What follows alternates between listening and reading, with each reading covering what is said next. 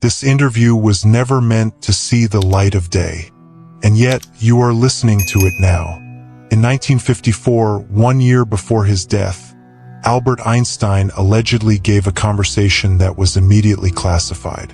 To this day, official science denies the very existence of this interview.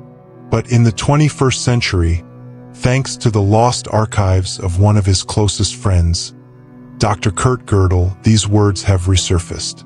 This is not just an interview. It is a confession. Reflections of a great mind on what lies beyond the final boundary, beyond death. I know how it sounds. Sensation, legend, forgery. And yet, Gödel's manuscript was discovered in the year 2022 in Princeton, in the double bottom of an old safe. The document began with the words, "These confessions may change humanity or destroy it." The journalist, whose name remains undisclosed, asked the first question. "Professor Einstein, do you believe in the continuation of life after death?" Pause. The document notes, long silence, a slight smile. To believe is not the right word. At my age, I prefer to know. The journalist did not expect such an answer. He continued, "But science, your science, has always denied the existence of the soul." "Not my science," Einstein corrected him. "Science, as understood by the masses, is limited to the observable. It is blind to what does not fit into formulas. And now listen carefully," he added. "What I am about to say must remain between us, at least until humanity is ready. Life does not cease with death. This is not a hypothesis. This is a fact I understood not by studying physics, but by examining the mathematical structures of time and space." The journalist could not believe his ears. "Excuse me, Professor, are you speaking of the soul? Of heaven?" "I am speaking of continuation, of transformation. Imagine a wave on the surface of the ocean. As long as there is wind, it exists. But even when the wind stops, the water does not disappear.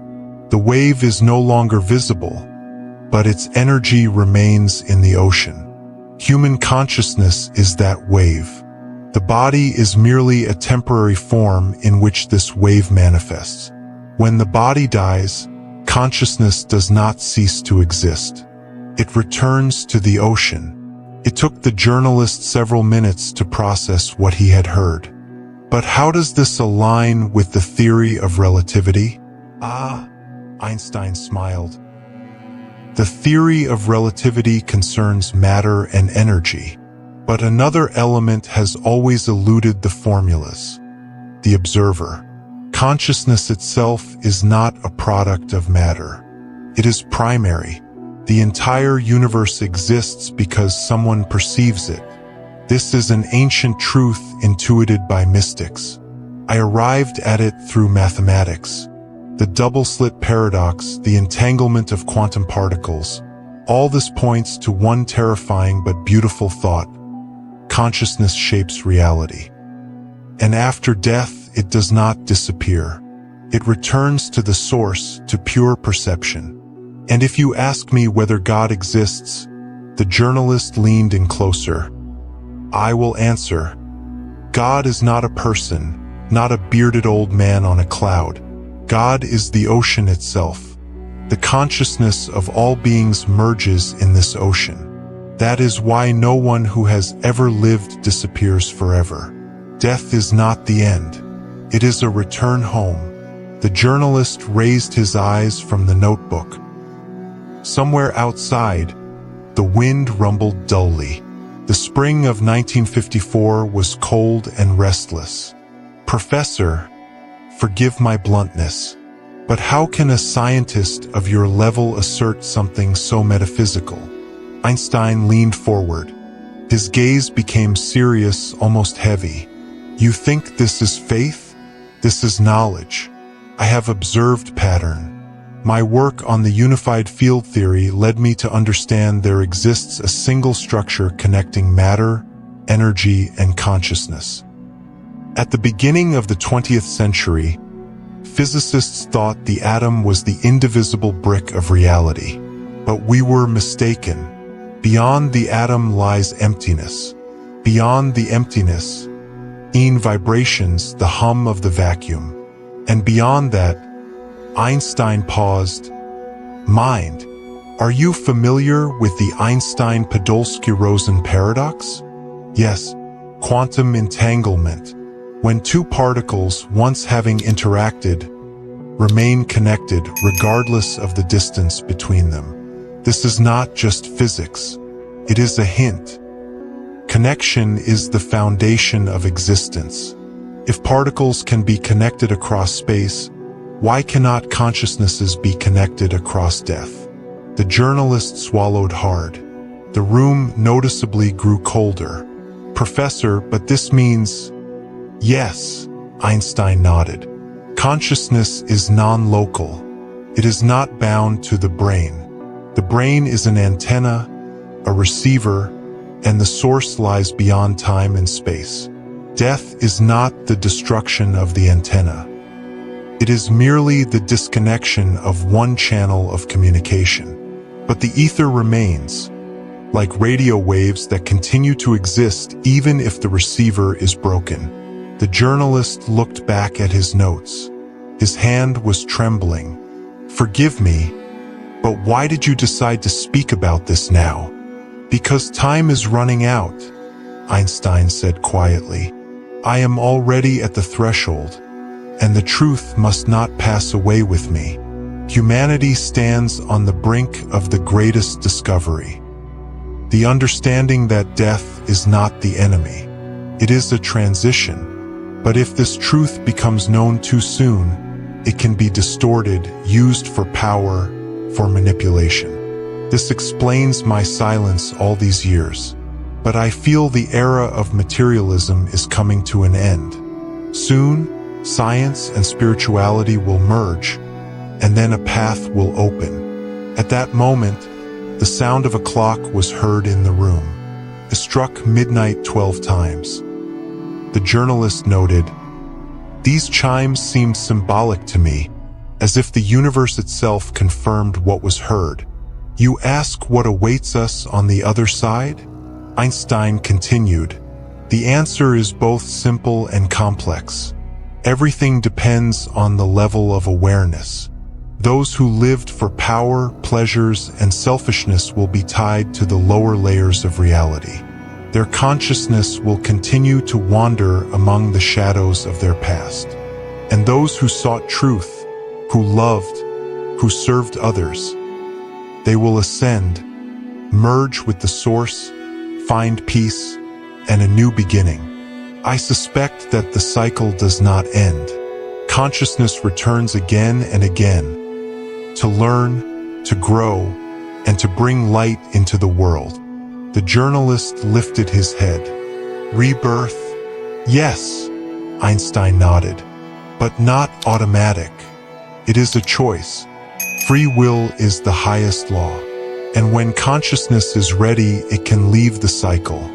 Then comes what the ancients called liberation. In that moment, individuality does not die but dissolves into the ocean of light. Without fear, without pain, only love." He looked out the window into the dark night sky. "We are all travelers, and death is not a wall. It is a door." Silence hung in the room. The journalist felt that if he asked even one more question, he might hear something that would change him forever. But it was impossible to resist. "Professor, if this is so, why do other great minds not speak of it? Why the silence?" Einstein smiled sadly. "Because the truth is both too simple and too dangerous. The scientist fears being ridiculed. Religion fears losing power. Politicians fear losing control. Truth is free, and everyone who is accustomed to ruling fears freedom. Some new Newton, Planck, Tesla. Even Darwin, by the end of his life, suspected that something greater than mere chance lay behind evolution. But each of them chose silence or spoke in allegories. I myself was silent almost my entire life. Only now, as my body yields and my spirit prepares for transition, do I feel the right to speak openly. The journalist recorded every word. His heart was beating as if he stood on the edge of an abyss. Einstein continued, "Recently I reviewed my famous equation, E equals mc squared. This formula revealed to the world the equivalence of mass and energy. But there is another level which I have not spoken of publicly. Consciousness is also energy, a very subtle form of energy. And by analogy, it can be transformed. When the body dies, the energy of consciousness passes into another form. In other dimensions, it is called by different names: soul, Atman, quantum of consciousness. That does not matter. What matters is that it continues." The journalist quietly asked, "Then death does not exist?" "Death exists, but not in the way people understand it. There is the death of form, the death of the body, the death of the personality connected to a particular life. But the essence is immortal. Just as energy cannot disappear, only change form, so too does consciousness not die. All who have ever lived still exist in other levels of reality, in other states. Their thoughts, emotions, experiences, all are preserved in a vast field that some call the Akasha. Moreover, we are connected to this field constantly. Intuition, déjà vu, premonitions, these are echoes of this connection." The journalist nodded. He recalled his own moments of strange foreknowledge and sensations that could not be explained. "But if this is true," he paused, searching for words, "then why suffering? Illness? Loss?" Einstein looked at him with a long gaze. "Suffering is a school. Without the experience of pain, consciousness cannot develop. Just as muscles grow under strain, so the spirit is strengthened through trials. We cannot always understand it. When we leave this place, much will become clear. And then we will understand no one has ever truly been alone. All paths lead to unity." The clock outside struck again. Once. It was 1 o'clock in the morning. "But there is something I must add," Einstein suddenly said. His voice became firm. "In recent years, I have begun to notice a dangerous trend. Humanity is rapidly moving toward division. Technology advances, but morality lags behind. People forget their connection to each other. They see enemies instead of reflections of themselves. This is dangerous, very dangerous. If humanity does not realize its true nature, it may not survive the next century. The choice is ours. Either we accept the truth, we are all one, or we destroy ourselves." He looked into the journalist's eyes. "That is why I decided to give this interview. Perhaps my last. Let my words serve as a reminder. Death is not the end. The enemy is not another person.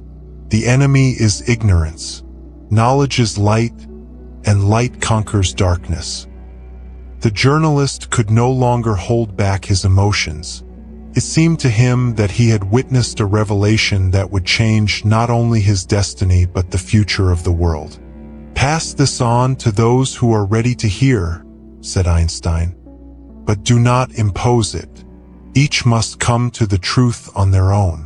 The question is not what awaits us after death. The question is how we live before it. And remember, love is the only reality that does not disappear."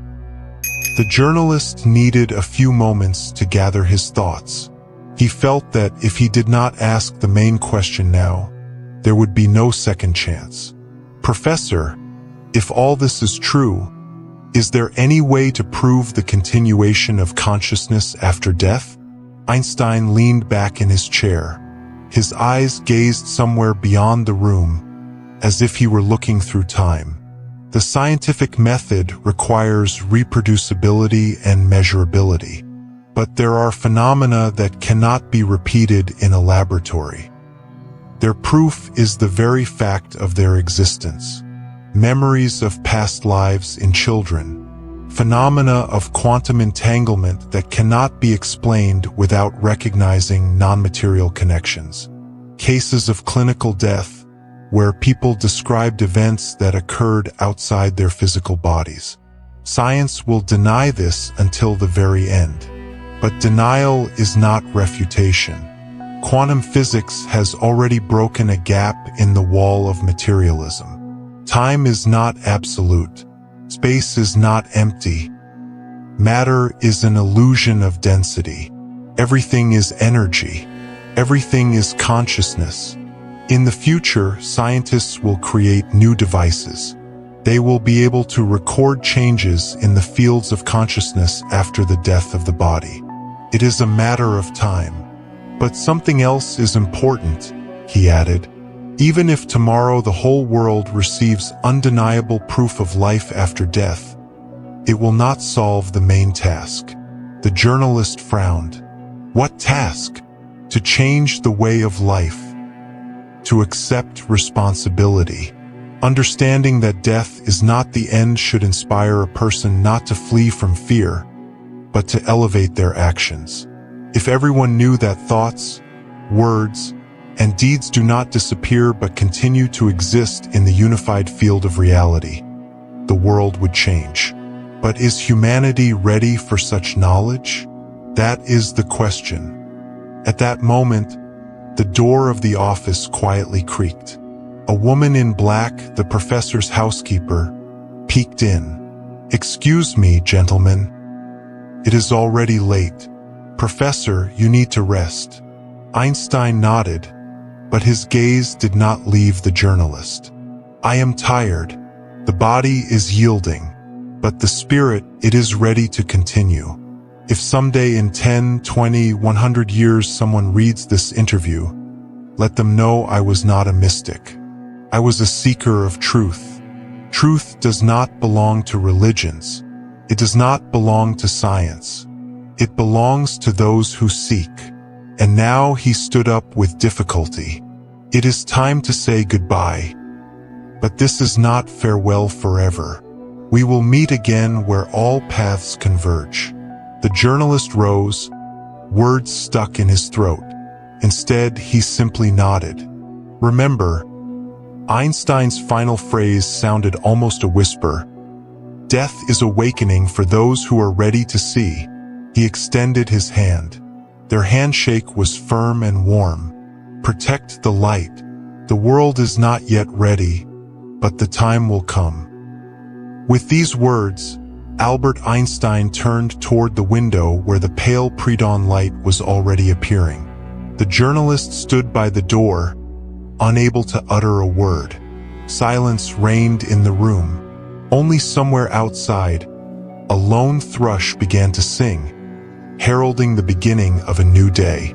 Professor Einstein approached the window and looked at the brightening sky. "You know," he said quietly, "in my youth, it seemed to me that the most important thing was to discover the laws of the universe, to find a formula that would explain everything. But over the years, I realized the most difficult task is to understand oneself, one's connection to others. Science can be comprehended, but the meaning of life, each person discovers for themselves." He paused, then added, "We fear death because we fear losing, but there is nothing to lose. All that is true remains with us. Love, good deeds, memories. All this moves forward, even if we do not always understand how." The journalist closed his notebook. "Thank you, Professor. I will preserve your words." Einstein smiled, slightly sadly, but warmly. "Not to be repeated, but to be reflected upon." He extended his hand. They shook hands simply, humanly. Live not in fear, live in search. That is all that matters. The journalist stepped out into the morning chill. Behind him, the door slowly closed. The day began as usual, but inside, something had changed. He walked along the alley where the first spring leaves were just budding and thought, "It does not matter what awaits us later. What matters is what we do now." He wrote these words on the last page of his notebook and never opened it again. Thank you for staying with us until the end. If this stirred something in you, don't just click away. Let it mark a shift. Hit that subscribe button and like this video. Drop your thoughts in the comments. Your voice matters here. And remember, truth doesn't always shout. Sometimes, it waits for those who are ready to hear.